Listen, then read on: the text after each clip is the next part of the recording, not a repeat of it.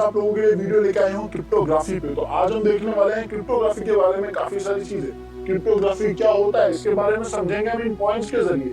तो देखते हैं कन्वर्जन ऑफ डेटा। क्रिप्टोग्राफी में बेसिकली डेटा को कन्वर्ट करा जाता है, तो कन्वर्ट मॉडिफाई करा जा रहा है यानी।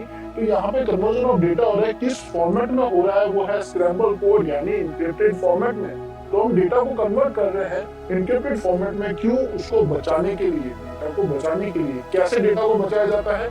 ईमेल मैसेजेस को एन्क्रिप्ट करा जाता है और वेब ट्रांजैक्शंस को एन्क्रिप्ट करा जाता है यानी रिक्वेस्ट और रिस्पांस के अंदर वो वैल्यूज जो जरूरी होती है एन्क्रिप्ट करना, उनको एन्क्रिप्ट करा जाता है। और बेसिकली एन्क्रिप्ट करें डेटा को ताकि वो सिक्योर है। हमारा जो आईडी पासवर्ड होते हैं, जो लॉगिन पेज में हम लिखते हैं वो डेटा, या हमारे जो पासवर्ड हमारे सिस्टम में स्टोर होते हैं, ये सब अगर एन्क्रिप्टेड फॉर्मेट में स्टोर हो रहे हैं, अगर हम किसी से बात कर रहे हैं, किसी से कन्वर्सेशन स्टार्ट हो रही है, तो ये जो भी कन्वर्सेशन और मैसेजेस ट्रांसफर हो रहे हैं, ये सब एन्क्रिप्टेड होने चाहिए ताकि कोई और इसे बीच में रीड ना कर सके। तो ये है हमारे क्रिप्टोग्राफी का वर्क। अब इसमें आगे हम समझते हैं। तो यहाँ पे हम देखेंगे क्रिप्टोग्राफी के 4 ऑब्जेक्टिव होते हैं। वो 4 ऑब्जेक्टिव्स क्या है, वो कैसे काम करते हैं।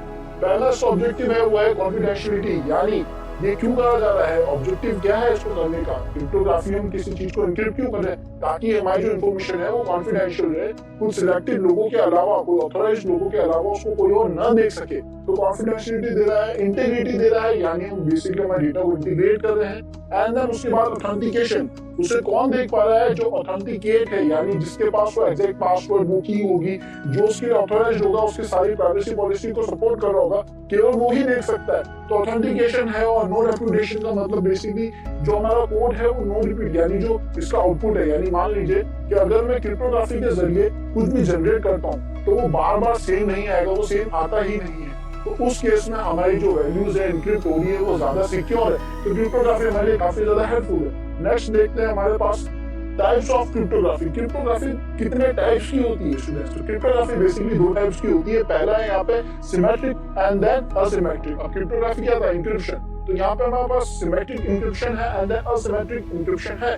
ये काम कैसे कर रहा है, दोनों में डिफरेंस क्या है?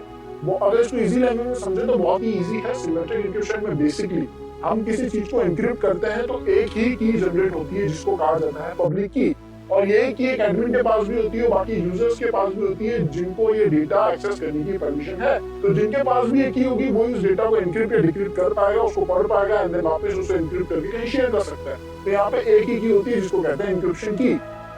असिमेट्रिक में बेसिकली यहाँ पे 2 कीज का जो है परफॉर्मेंस चलाया गया है, जिसमें एक पब्लिक की होती है, एक प्राइवेट की होती है। तो पब्लिक की के पास जो अथॉरिटीज होती है वो कम होती है, वो बस उस डेटा को जो है रीड कर सकती है, उसमें मॉडिफिकेशन नहीं कर सकती। वो जो प्राइवेट की होती है उसके पास कंप्लीट अथॉरिटी होती है कि वो उसको एन्क्रिप्ट करे, उसको डिक्रिप्ट करे, उसके अंदर कुछ मॉडिफिकेशंस करे। तो ये 2 फॉर्मेट्स है क्रिप्टोग्राफी को अप्लाई करने के, असिमेट्रिक एंड सिमेट्रिक। अब नाउ हम समझेंगे कुछ और चीजें क्रिप्टोग्राफी के बारे में, जिसमें आता है एन्क्रिप्शन, चिपर्स, यानी चिपर्स के बारे में हम सुनेंगे। चिपर्स क्या होते हैं?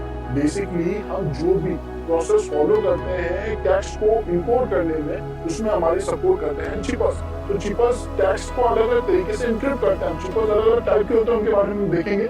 यहाँ पे हमारे पास है टाइप ऑफ चिपर्स के अंदर सबसे पहले मॉडर्न चिपर्स। और मॉडर्न चिपर्स के अंदर कुछ कैटेगरीज डिवाइड है जिनको हम समझेंगे। सबसे पहले हमारे पास है क्लासिक चिपर्स मॉडर्न चिपर के अंदर। इसके अंदर हमारे पास आता है सब्स्टिट्यूट चिपर। अब सब्स्टिट्यूट चिपर सेट क्या होता है, कैसे काम करता है? तो यहाँ लिखा हुआ है block of plain text is replaced with cheaper text, यानी एक ब्लॉक होता है प्लेन टेक्स्ट का, जो हमारा टेक्स्ट है वो बेसिकली रिप्लेस कर दिया जाता है चिपर टेक्स्ट के बॉक्स के जरिए। तो जब हमें इसे वापस डिक्रिप्ट करना पड़ेगा तो बेसिकली उन्हीं ब्लॉक्स को हम रिप्लेस कर देंगे उस टेक्स्ट के जरिए। तो ये होता है सब्स्टिट्यूट चिपर, जो कुछ ब्लॉक्स को बेसिकली कन्वर्ट कर देता है खुद के चिपर टेक्स्ट के साथ। देन हमारे पास आता है ट्रांसपोजिशन चिपर। ये क्या कर रहा है, इसका नाम ही काफी कुछ बता दे रहा है। The letter of the plain text are shifted about to the form of the cryptogram। यानी ये क्या कर रहा है बेसिकली कि जो लेटर्स हैं उनकी पोजीशन बदल देता है। तो यहाँ पे जो लॉजिक्स लगा रखे हैं उन लॉजिक्स के हिसाब से क्या हो रहा है, जो टेक्स्ट है वो अपनी पोजीशन बदल दे रहा है। तो यानी अब जो टेक्स्ट है ये रीडेबल नहीं है, और रीडेबल नहीं है इसका मतलब इनक्रिप्टेड है। वो टेक्स्ट जो हर कोई नहीं समझ सकता वो इनक्रिप्टेड है। तो यहाँ पे इस फॉर्मेट के जरिए ट्रांसपोजिशन चिपर जो है वैल्यूज की पोजीशन चेंज करके उसे एन्क्रिप्ट करता है। नेक्स्ट हमारे पास आता है मॉडर्न चिपर के अंदर बेस्ड ऑन टाइप ऑफ की यूज। इसके अंदर 2 चिपर सेट्स मिलेंगे हमें, बेसिकली 2 तरीके से डिफाइन करा गया। अगर हम की के हिसाब से किसी वैल्यू को एन्क्रिप्ट कर रहे हैं तो उसमें 2 टाइप से, सबसे पहले प्राइवेट की एंड देन पब्लिक की। नाउ प्राइवेट की एंड पब्लिक की के बेसिस पे अगर हम किसी डेटा को एन्क्रिप्ट करते हैं तो वो आता है बेस्ड ऑन टाइप ऑफ की यूज, यानी जो की यूज हो रही है इसके हिसाब से डेटा को एन्क्रिप्ट करना। जहां पे हमें बता रहा है सेम की use for encrypt and decrypt, यानी प्राइवेट की होती है जिसके बारे में हमने देखा असिमेट्रिक के अंदर कि जो डेटा है उसमें प्राइवेट की बहुत ज्यादा अथॉरिटी वाली होती है जो डेटा को एन्क्रिप्ट भी कर सकती है, डिक्रिप्ट भी कर सकती है। देन पब्लिक की के अंदर जो हम देख पा रहे हैं तो different keys are used for encryption and decryption. Public key में क्या होता है, दो अलग कीज यूज होती है एन्क्रिप्शन करने के लिए या डिक्रिप्शन करने के लिए। एक सेम की दोनों जगह काम नहीं आ सकती जो कि प्राइवेट की कर पाई थी क्योंकि उसके पास अथॉरिटी ज्यादा होती है। तो ये आता है अगर हम की के बेसिस पे डेटा को एन्क्रिप्ट करते हैं तब। नेक्स्ट शिपर हमारे पास है based on type of input data, यानी जो डेटा इनपुट करा गया है उसके बेसिस पे एन्क्रिप्शन को फॉलो करना, शिपर को यूज में लेना।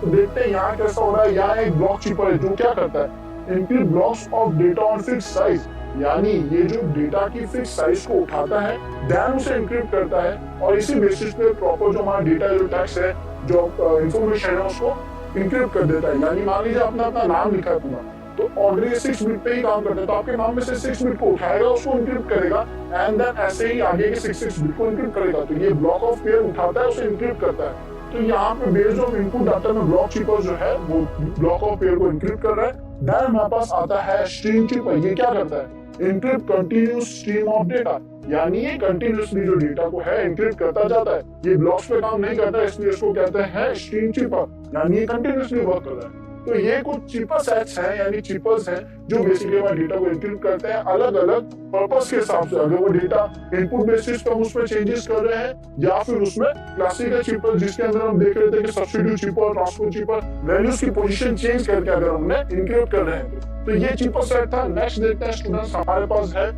एन्क्रिप्शन एल्गोरिथम, यानी अब हमने देखा चिपर्स काम कर रहे हैं अलग अलग तरीके से। तो यहाँ पर कुछ एल्गोरिथम्स के नाम है जो कि उन वैल्यूज को एन्क्रिप्ट करते हैं और उनके अंदर क्या अटैच ट्राई करे जाते हैं वो भी यहाँ पे बताए जा रहे हैं। तो आप देख सकते हैं सबसे पहले एल्गोरिथम के नेम है, उनका वर्किंग स्ट्रक्चर है, उनकी की और ब्लॉक साइज के बारे में बताया गया है और नोन अटैक जो उन पर अटेम्प्ट करे जाते हैं वो बताया गया है। जिसमें हमारे पास डीएस एएस एन्क्रिप्शन आपने सुना होगा जिसमें 256 और 125 बिट जो है वो आया हुआ है। सब्स्टिट्यूशन एंड परम्यूटेशन जो है बेसिकली वर्किंग स्ट्रक्चर एईएस का है, यानी इस एल्गोरिथम के थ्रू जो हमारा डेटा है उसको एन्क्रिप्ट कर रहा है। देन उसके बाद जो ये 256 और 128 बिट के फॉर्मेट्स में जो डेटा को है एन्क्रिप्ट करता है और आगे अगर हम देखें तो इसको जो अटैक परफॉर्म करा जाता है वो है साइड चैनल अटैक।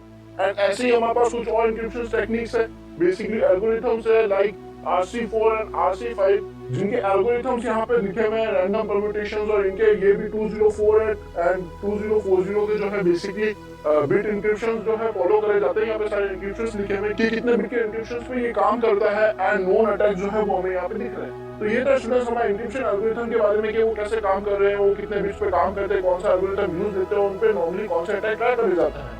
नेक्स्ट देखते हैं हमारे पास कुछ टूल्स है, वो टूल्स क्या काम आ रहे हैं देखेंगे। हमारे पास MD5 MD6 hash calculator tools है सबसे पहले, यानी जो हमारे हैशेस होते हैं उनको अब ये पता लगाना है कि वो हैशेस कौन से हैश है, उनको एन्क्रिप्ट करना, उनको डिक्रिप्ट करना यानी इनकोड और डिकोड करना। तो ये सारे काम हैश कैलकुलेटर करते हैं। हैश कैलकुलेटर में हमारे पास कंप्यूटर में कुछ सॉफ्टवेयर है, वो सॉफ्टवेयर क्या है like MD6 hash generator, all hash generator जो कि बेसिकली हमें ऑल टाइप्स ऑफ हैशेस को जनरेट करने में या फिर उनको डिकोड करने में हेल्प करेगा। Then MD6 hash generator, MD5 hash calculator and hash CALC, ये बेसिकली कुछ सॉफ्टवेयर है जो हमारी हेल्प करेंगे हैश जनरेट करने के लिए या फिर उन्हें रीड करने के लिए। नेक्स्ट देखते हैं हमारे पास कुछ टूल्स हैं जो एंड्रॉइड के लिए है, यानी एंड्रॉइड में अगर हमें हैशेस से रिलेटेड वर्क करना है, हैश जनरेट करना है या उन्हें रीड करना है या चेक करना है वो कौन से हैशेस है वो हम कैसे कर सकते हैं। तो हम यहाँ पे मोबाइल टूल्स देखेंगे जिसमें MD5 हैश चेकर है जो कि आपको प्ले स्टोर पे मिल जाएगा एंड हैश चेकर है, HASHR हैश R है एंड कुछ और ऐसे टूल्स है हैश कैलकुलेटर, हैश कैलसी जो बेसिकली विंडोज में भी था, वही टूल्स आपको यहाँ पे भी मिल जाएंगे। ये टूल आपकी हेल्प करेंगे MD5 MD6 हैशेस के साथ मैनिपुलेशन या फिर उनको मॉडिफाई या फिर उनको रीड करने के लिए। देन हमारे पास है क्रिप्टोग्राफी टूल्स। अब हमने इतनी देर से क्रिप्टोग्राफी के बारे में समझा, क्रिप्टोग्राफी क्या कर रही थी, हमारे जो भी डेटा था उसको एन्क्रिप्ट कर रही थी अलग अलग एल्गोरिथम्स या चिपर्स को यूज में लेके। तो उसी फॉर्मेट को यूज में लेने के लिए यानी हमारे डेटा को एन्क्रिप्ट करने के लिए हम क्या कर सकते हैं, हम कुछ टूल्स का यूज ले सकते हैं like AXCrypt, Microsoft cryptography tool basically Microsoft का प्रोफेशनल टूल है क्रिप्टोग्राफी के लिए, counsellor, cryptoform and advance encryption packages of 2017। ये बेसिकली कुछ टूल्स है जो हमारी हेल्प करेंगे हमारे डेटा को एन्क्रिप्ट करने के लिए। हमें अलग अलग परफॉर्मेंस देंगे यानी हमें अलग अलग इन्वायरमेंट देंगे कि हम हमारे डेटा को किस फॉर्मेट में एन्क्रिप्ट करना चाहते हैं। नेक्स्ट देखते हैं ये टूल्स हमें मिलेंगे एंड्रॉइड में। एंड्रॉइड में हम अगर सर्च करेंगे, स्टूडेंट्स प्ले स्टोर है हमारे पास और कुछ थर्ड पार्टी सोर्स एप्लीकेशंस भी है जिसको हमें यूज कम करना है। अगर कोई वेरीफाइड प्लेटफॉर्म है तो वहां से हमें एप्लीकेशन डाउनलोड करनी है बेसिकली। और अगर हम वहां जाके क्रिप्टोग्राफी टूल्स लिखते हैं तो हमें काफी सारे से टूल्स मिल जाएंगे। काफी मार्केट में नए नए टूल्स आते रहते हैं जो हमारे डेटा को इंक्रिप्ट करने के लिए क्रिप्टोग्राफी के थ्रू काफी अच्छी हेल्प करते हैं। तो यहाँ पे हम बेसिकली देख सकते हैं MD6 hash generator, all hash generator, MD6 hash generator, MD5 hash calculator and hash calci. तो यहाँ पे हमें ये कुछ दिख रहे हैं टूल जो बेसिकली MD5 MD6 हैशेस पे ही काम करने हैं। हम और सर्च करेंगे तो डायरेक्ट क्रिप्टोग्राफी रिलेटेड टूल्स भी हमें मिल जाएंगे। ये क्रिप्टोग्राफी का वर्क कर रहे हैं बट इससे और अगर एडवांस देखना चाहते हैं तो आपको ऐसे काफी टूल्स में यूज होगा। तो उम्मीद है आज का वीडियो आपको पसंद आया होगा। मिलते हैं एक और नए वीडियो के साथ, तब तक के लिए अगर आपने लाइक शेयर और सब्सक्राइब नहीं करा है तो अभी कर लीजिए।